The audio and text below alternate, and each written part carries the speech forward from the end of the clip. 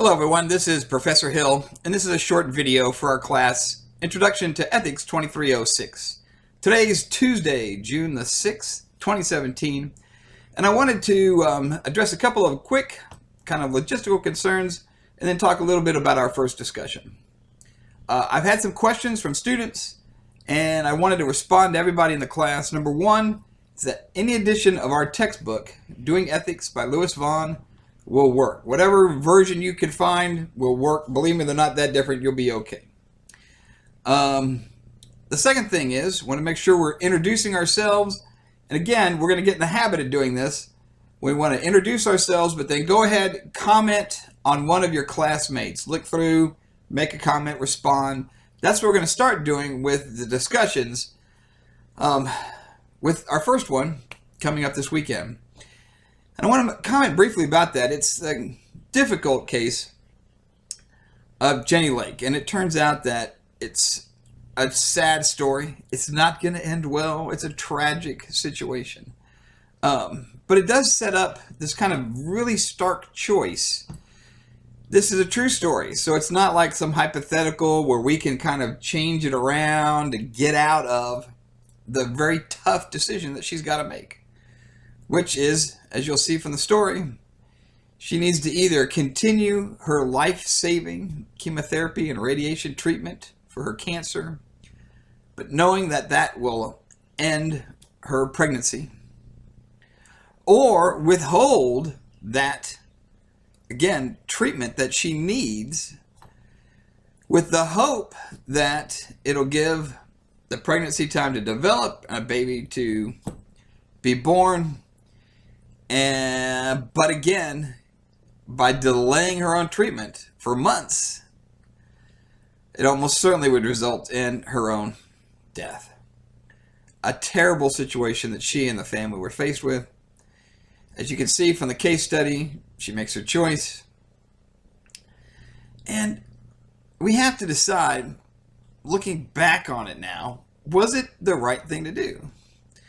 Now, in this particular case, you start off knowing how it ends, which is that she does stop her own treatment and she gives birth to a healthy baby boy, Chad Michael.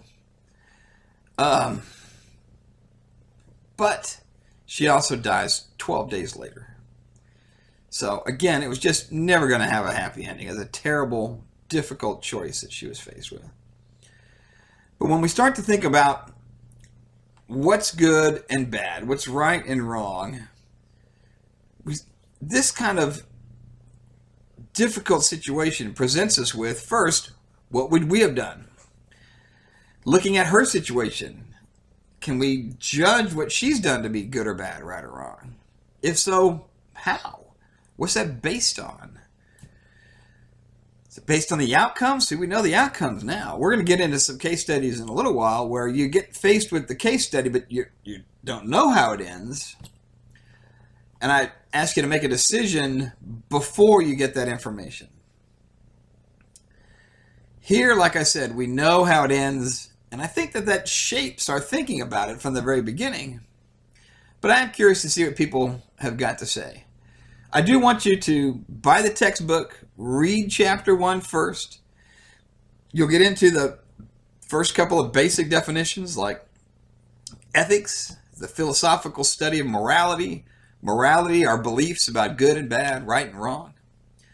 And I want you to take that with you to this first case study involving Jenny and make a decision about what you would have done and why. But again, be starting to think already about what's the roots of that? If I think something's good or bad, why do I think that? What's the standard? What am I applying? Is it outcome based? Am I applying a rule or principle? We'll circle back to that one. And again, this is a difficult case to start off with, but it throws us right into the importance of ethics and how we wrestle with some of the most difficult and most important questions in our lives. So again, make sure you've got the book. Get started reading. Any edition will do. If you've got questions, let me know. And I look forward to talking with everybody and seeing your responses as they unfold for our first discussion.